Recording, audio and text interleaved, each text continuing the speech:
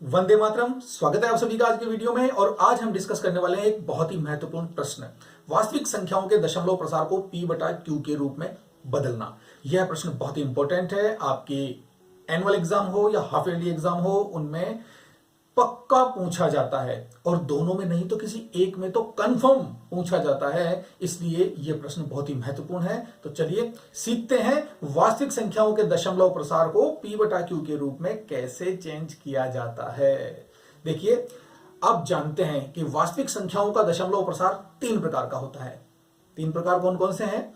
शांत दशमलव प्रसार, और अशांत आवृत्ति दशमलव प्रसार, और अशांत अनावृत्ति दशमलव प्रसार।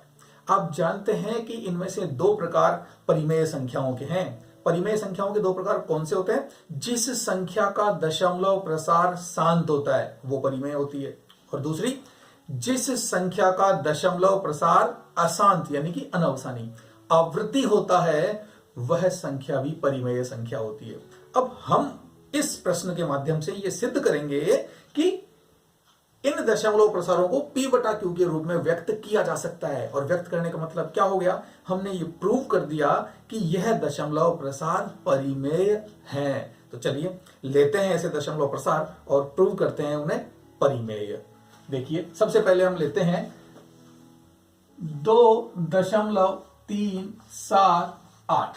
एक तो हमने ले लिया ये, और एक हम ले लेते हैं 0.333 डॉट डॉट डॉट। और इन डॉट्स का मतलब आप जानते हैं, तीन डॉट्स का मतलब है कि ये तीन बार बार आता ही जाएगा, मतलब इस तीन की पुनरावृत्ति हो रही है। और आप जानते हैं कि हम इसे लिख सकते हैं 0.3 बार।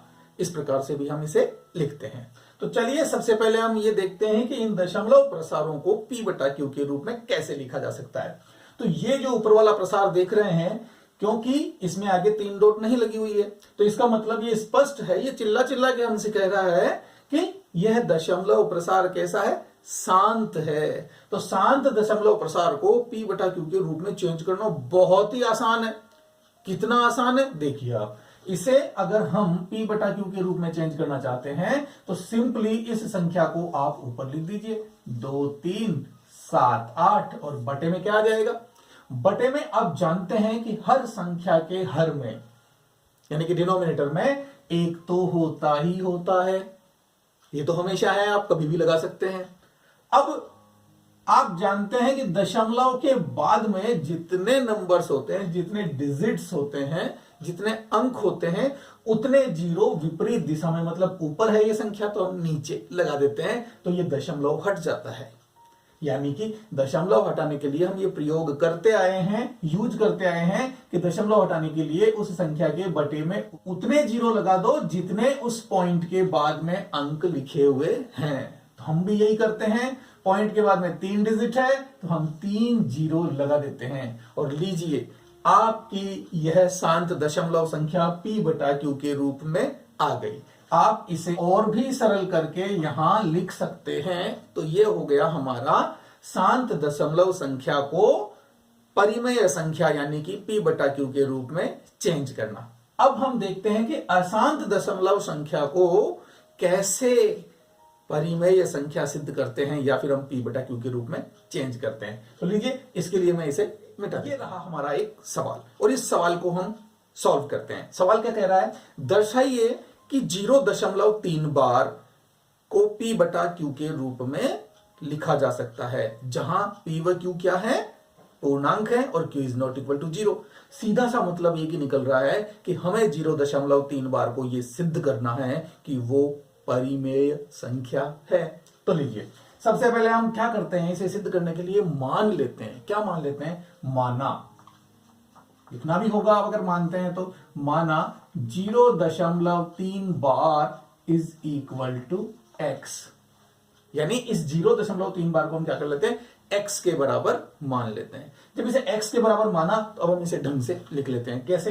कि जब 0.3 बार का मतलब हमने अभी अभी समझा था, इसे कैसे लिख सकते हैं? तो हम इसे लिख सकते हैं x बराबर 0.333 डॉट डॉट डॉट। इस प्रकार से लिख सकते हैं, ये आप अच्छी तरह से जानते हैं। तो जब हमने इस प्रकार से इसे लिख लिया तो अब हम करते हैं इसे सॉल्व, और इसे दे दीजिए आप समीकरण 1 नाम। ये हो गई हमारी समीकरण 1। अब इस प्रकार के सवालों को सॉल्व करने के लिए हमें कोई ना कोई युक्ति तो लगानी होती है, और वो तिगड़म क्या है, वो युक्ति क्या है, वो ट्रिक क्या है, वो आप समझ लीजिए। किसी दशमलव प्रसार में, यानी कि जो पुनरावृत्ति होती है, जिसमें आवृत्ति होती है, अशांत आवृत्ति जो दशमलव प्रसार है, उसमें जितने अंक रिपीट हो रहे हैं, ये बार क्या दिखाता है, ये बार हमें ये बताता है कि जितने अंकों पर ये बार लगा होता है वो अंक रिपीट हो रहे हैं। यहां केवल एक 3 पर ये बार लगा हुआ है, और हम देख रहे हैं कि 3 ही बार बार रिपीट हो रहा है। तो हमें यह देखना है कि कितने अंक रिपीट हो रहे हैं, कितने अंकों की पुनरावृत्ति हो रही है। तो यहां 1 अंक की पुनरावृत्ति हो रही है।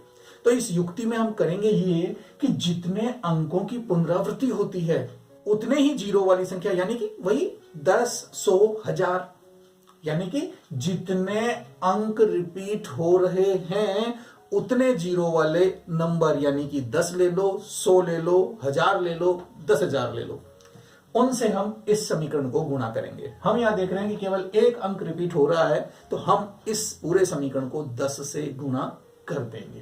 तो लिख देंगे समीकरण 1 को 10 से गुणा करने पर, तो कर भी दीजिए। x को अगर मैं 10 से गुणा करूंगा तो मुझे क्या मिलने वाला है, 10 इंटू एक्स, और इधर इसको गुणा करूंगा तो मुझे क्या मिलने वाला है वो भी आप मुझे बताएंगे, क्योंकि तभी स्पष्ट होगा। ये लीजिए 3 डॉट। अब 10 से गुणा करने का मतलब आप जानते हैं कि एक दशमलव वाली संख्या को अगर 10 से, 100 से या 1000 से गुणा करते हैं तो दशमलव किस तरफ जाता है, इधर जाता है या फिर इधर जाता है, यानी किस तरफ भागता है वो। जैसे ही 10 से गुणा होगा तो ये दशमलव भागता है इस तरफ, यानी कि इस तरफ। ये गलत है, ये भाग के टाइम पर होता है। तो जब भी हम 10, 100, 1000 ऐसी संख्याओं से गुणा करते हैं तो दशमलव इस तरफ जंप करता है। तो देखिए यहां 1 0 है, तो ये दशमलव 1 स्थान जंप करके यहां आ जाएगा। तो गुणा करने पर हमें प्राप्त क्या होगा, हमें प्राप्त होगा ये यहां आ जाएगा। तो हम लिखेंगे 3 दशमलव, और फिर बाद में जितने भी 3 हैं वो एज इट इज आ जाएंगे, चाहे कितने भी हो। और यहां 10 से x को गुणा करने पर आपको पता है क्या मिलने वाला है, 10x। मैंने एक स्टेप बढ़ा के किया है ताकि आपके समझ में आ जाए। आप चाहें तो इसके बाद डायरेक्ट ये वाला स्टेप लिख सकते हैं। जब हमें ये स्टेप प्राप्त हो गया तो आप इसे लिख दीजिए समीकरण 2। हमें समीकरण 2 भी मिल गया। अब एक बात आपको और याद रखनी है, देखो यहां 2 ही बातें आपको याद रखनी है।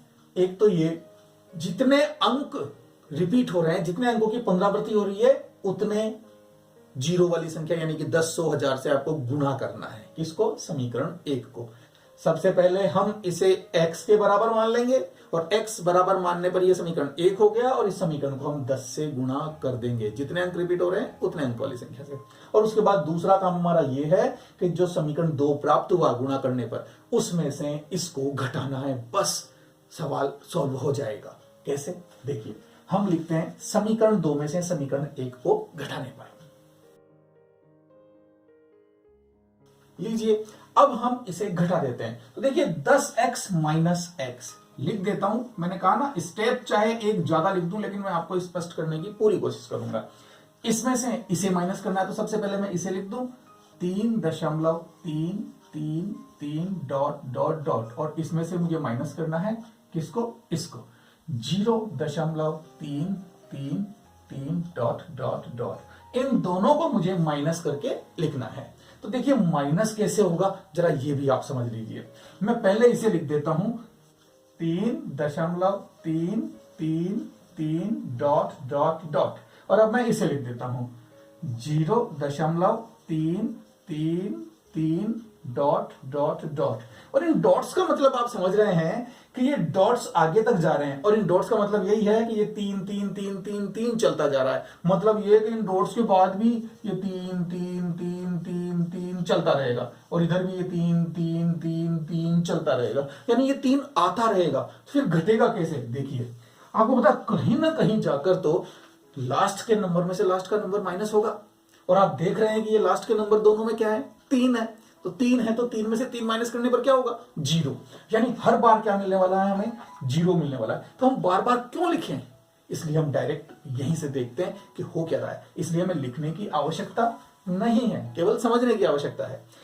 कल्पना करनी पड़ेगी कि हाँ ये लास्ट में 3 ही 3 आ रहे हैं, तो 3 में से 3 माइनस किया तो 0, फिर 3 में से 3 माइनस किया तो 0, और इस तरह से माइनस होते होते हम यहां आ जाएंगे। 3 में से 3 गया तो 0, 3 में से 3 गया तो 0, 3 में से 3 माइनस हुआ तो 0, और ये पॉइंट की जगह पॉइंट, और 3 का 3। ये बात आप जरूर जानते होंगे कि दशमलव संख्याओं को जब भी माइनस किया जाता है, घटाया जाता है, तो इस बात का विशेष रूप से ध्यान रखा जाता है कि दशमलव के नीचे दशमलव आए। क्लियर है ना? जानते हैं। तो इतनी बात अगर आप जानते हैं तो इन्हें माइनस करने के बाद क्या प्राप्त होने वाला है आपको समझ में आ गया होगा। तो इस माइनस के बाद जो आपको हल प्राप्त हुआ उसे हम यहां लिख देंगे। तो क्या प्राप्त हो रहा है? 3.0। इसे मैं मिटा देता हूं, और ये लीजिए बराबर आपको क्या मिला? 3.0। और यहां क्या है? 10x में से x माइनस अगर हम करेंगे तो हमें मिलेगा 9x, यानी कि 9x। अब आपको इस x की वैल्यू निकालनी है। समीकरण सॉल्व करना आप लोग जानते हैं। ये 9 इससे गुणा हो रहा है, तो इधर जाके क्या हो जाएगा? भाग, पक्षांतरण के नियमों से। तो यहां 3.0 का मतलब है 3, और ये 9 अगर यहां आया तो ये लीजिए 3/9। हमने इस x को, x क्या था? 0.3 बार, इसको हमने p/q के रूप में लिख दिया, जिसे हम सरल करके और लिख सकते हैं x बराबर 1/3, और ये आपका हो गया आंसर। आपने देखा कि 0.3 बार बराबर x, और x बराबर आपको मिल गया ये। तो फाइनल आंसर अतः 0.3 बार बराबर 1/3। हमने 0.3 बार को p/q के रूप में चेंज कर दिया। आप देख रहे हैं p भी पूर्णांक है और q भी पूर्णांक है। इति सिद्धम, प्रूव दैट। इस तरह से हम ऐसे सवालों को सॉल्व कर सकते हैं। लीजिए एक एग्जांपल और लेते हैं जिसमें 2 डिजिट हो, और सीखते हैं कैसे उसे p/q के रूप में चेंज कर सकते हैं, ताकि आपके हर कंसेप्ट क्लियर हो सके। तो लेते हैं सवाल। हमसे कह रहा है कि 1.27272727, समझ रहे हैं आप? यहाँ 2 डिजिट्स रिपीट हो रहे हैं, जिन्हें लिखा हुआ है 1.27 बार, यानी कि 27 बार बार रिपीट हो रहा है। तो इसे हमें p/q के रूप में चेंज करना है। तो सबसे पहला हमारे हल का काम क्या होगा? ये लीजिए, मैं यहाँ सॉल्यूशन लिख देता हूं कि हम इसे सॉल्व करना शुरू कर रहे हैं। तो ये रहा हमारा हल, और हम कहेंगे क्या? माना। सबसे पहले आपको क्या मानना है? माना x बराबर, क्या है x बराबर? x बराबर जो आपको दिया है 1.27 बार, और 1.27 बार को हम लिख सकते हैं 1.272727 डॉट डॉट डॉट। जानते हैं आप, इस प्रकार से हम लिख सकते हैं। तो हमने सबसे पहला काम क्या किया कि जो दिया है उसे x के बराबर मान लिया। ये हो गया हमारा समीकरण 1। अब समीकरण 1 को हमें क्या करना है? गुणा करना है। किससे? समीकरण 1 को, क्योंकि यहां 2 डिजिट्स रिपीट हो रहे हैं, तो हम गुणा करेंगे 100 से। क्लियर? समीकरण 1 को 100 से गुणा करके लिख दीजिए। इस बार मैं थोड़ा डायरेक्ट कर दूं। बिल्कुल, 100 से मैं इसे गुणा करूंगा तो मुझे मिलने वाला है 100x, और जब इसको 100 से गुणा करूंगा तो पता है पॉइंट जितने 0 होते हैं उतने स्थान इधर जंप करता है। किधर? इधर जंप करने वाला है। तो ठीक है, हमें मिलेगा 127.2727 डॉट डॉट डॉट। क्लियर? ये गुणा करने पर हमको मिला, और इसे कह देंगे हम समीकरण 2। तो इस तरह से हमें समीकरण 2 भी मिल गई। अब क्या करना है? समीकरण 2 में से समीकरण 1 को माइनस करना है। तो ये लीजिए, समीकरण 2 में से समीकरण 1 को घटा देते हैं। ये है 100x, और 100x में से मैंने इस x को माइनस किया तो मुझे क्या मिलने वाला है? 100x में से एक x माइनस होगा तो मुझे मिलेगा 99x। क्लियर है? हमने उसी प्रकार से माइनस किया है। कैसे? 100x माइनस x, और इससे हमें मिला 99x। इसे मैं इस प्रकार से नहीं लिख के डायरेक्ट लिख रहा हूं, ताकि आप सीधा करना समझ जाएं। अब इसमें से इसको माइनस करना है, तो मुझे इसको भी यहां लिखने की आवश्यकता नहीं है, लेकिन माइनस में आपको यहां समझा जरूर देता हूं। 127.2727, और इसमें से इसको माइनस करना है तो 1 पॉइंट पता है, पॉइंट के नीचे पॉइंट लिखना है। 2722727। आप जानते हैं यहां भी डॉट लगी हुई है और यहां भी डॉट लगी हुई है, तो इसका मतलब यही होता है कि हम कितनी भी बार 27 लिख सकते हैं। और जब ये माइनस होता हुआ आएगा तो हमें जवाब क्या मिलने वाला है, 0 0 0 0 0 0। 7 में से -1 हुआ तो 6, बाकी 2 और 1 एज इट इज आ जाएगा पॉइंट के नीचे पॉइंट, यानी हमें क्या मिला 126। तो उसको हम यहां लिख देंगे, सीधे ही लिख देता हूं, इसे इरेज कर देता हूं। 126 आपको माइनस करने पर मिला इसमें से इसको, तो ये लीजिए 126, इसे मैं हटा देता हूं। अब सिंपली और कुछ नहीं करना है, x बराबर 126 99 आ जाएगा यहां, आपको पता है, आप जानते हैं पक्षांतरण के नियम।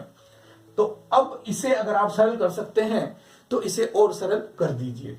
देखिए 6 और 2 8 और 1 9, अंकों के योग में 9 का भाग जा रहा है, इसका मतलब ये 9 से विभाजित होगा, और 99 तो दिख ही रहा है, तो ये भी 9 से भाज्य है, तो 9 से दोनों में भाग दे देते हैं और आंसर लिख देते हैं। तो यहां तो आया 9 एकम 9 और बचा कितना 3, 36 और 9 चौक 36, और यहां आएगा 11, और अब यह आगे विभाजित नहीं हो रहा है।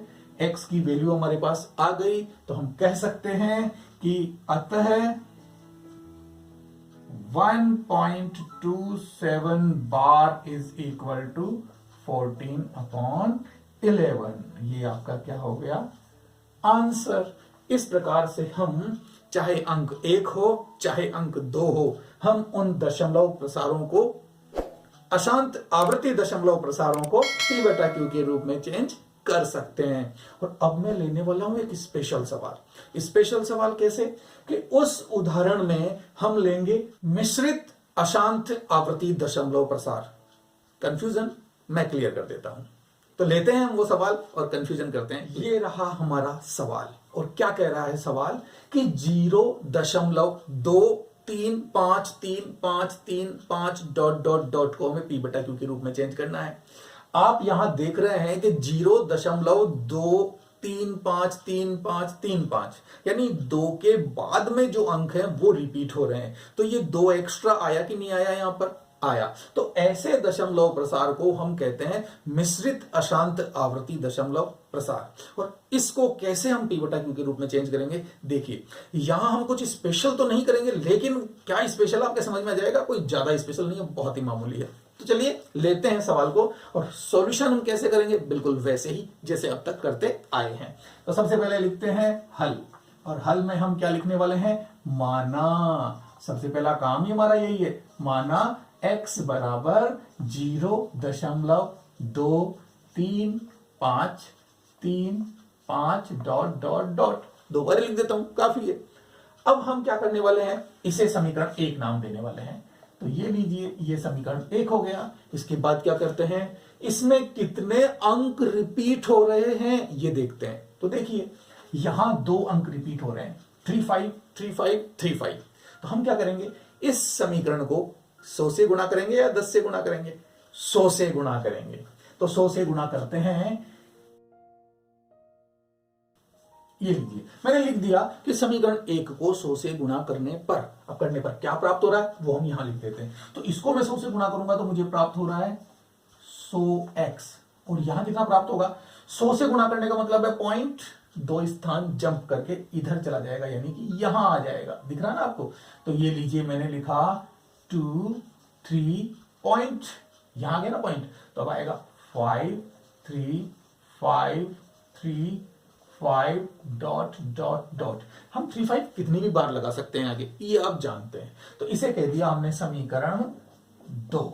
तो इस तरह से हमें दूसरा समीकरण भी मिल गया। और उसके बाद क्या करते थे, समीकरण 2 में से समीकरण 1 को माइनस करते थे। तो कर दें, लीजिए